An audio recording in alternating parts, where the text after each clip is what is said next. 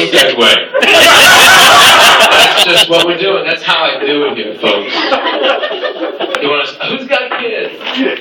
That's a segue. No one cares about your fucking kids. Whoever has kids, I'm telling you right now that nobody cares about you. That's why they're your kids. That's the expression, your kids. These are my kids. Oh, those are your kids? So that's the whole thing. Do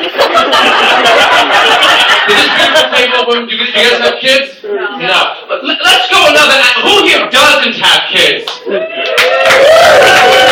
But when we visit our friends who have kids, we need to pretend we give a shit. There is like a full song and dance we need to go into, right?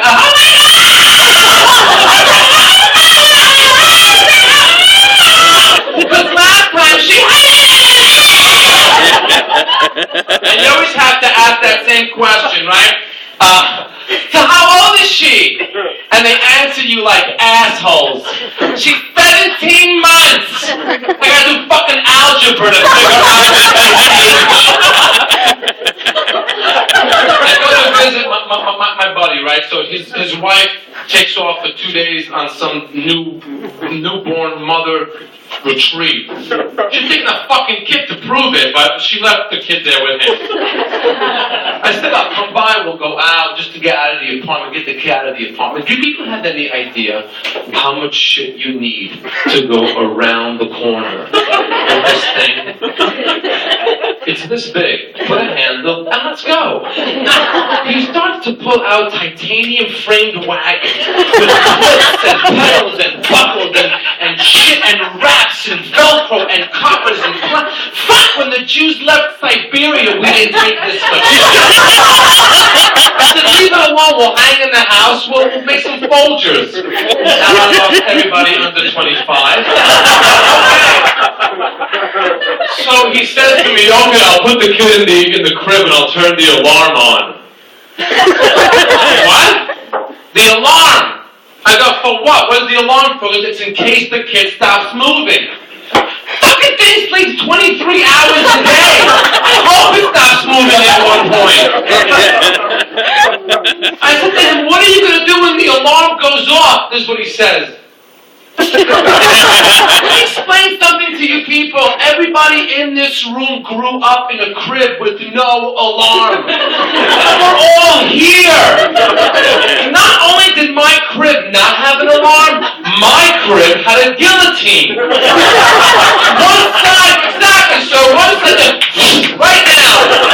It was a wooden prison, right, with wooden bars, right, you know? And about 2.5 years old, you got your head stuck in the goddamn thing. And your mom came by with a cigarette and a martini. And that little metal clutch went and right the fuck down. There was no alarm. There was a 50-50 chance that I was going to be free with all my limbs.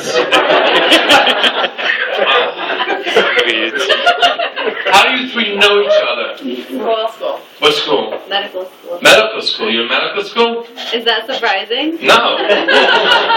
No. I'd be hot walking in like they got that shit going on. Turn your head and cough, please. I'd be like, shalom.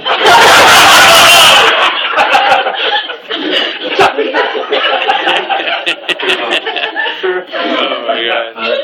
One last. So flight. We're back on flights, and I am. Just put that on. Yeah. Okay. I fly a lot. And flying stinks. No segue again. And there's no segues tonight. There's no time to say. Did you see what's happening here? But look, she's like, it's the most, first of all, beautiful women everywhere, and she's got that whole thing, and she's got a Jewish star. This man has a Jewish star, like they were taking down a synagogue. I was going, no, put it here.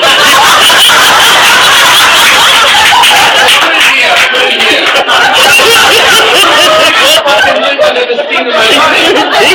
It's like a black rapper.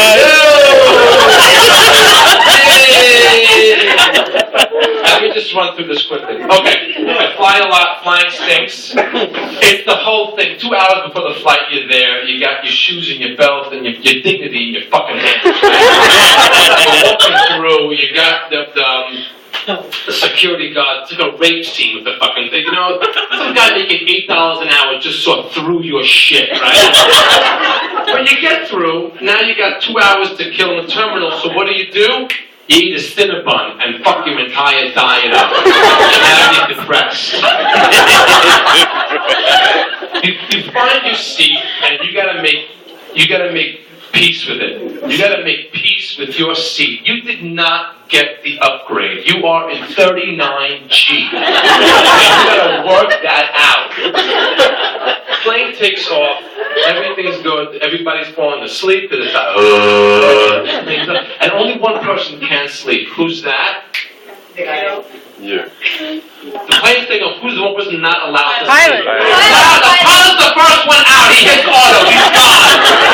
The steward is not allowed to. So she now has one goal, and that is to fuck up your sleep. These announcements that do not need to be made out of a speaker located half an inch from your eardrum. I want to welcome for our gold passengers, our platinum elite, our sapphire, our gold star one alliance, our star mission. Shut the fuck up!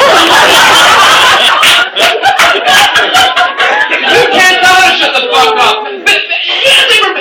Remember back in the day, the fucking stewardesses, remember back, hi! I'm your stewardess, these are my tits, and here's your drink. It's the same ones flying, no one quit. They've been flying 45 years. I had not met one who said to me, hi, it's my first day on the job. I've been flying 39 years. I began with TWA, Eastern, Pan Am. If you want to know what fucking stocks are short, follow my career.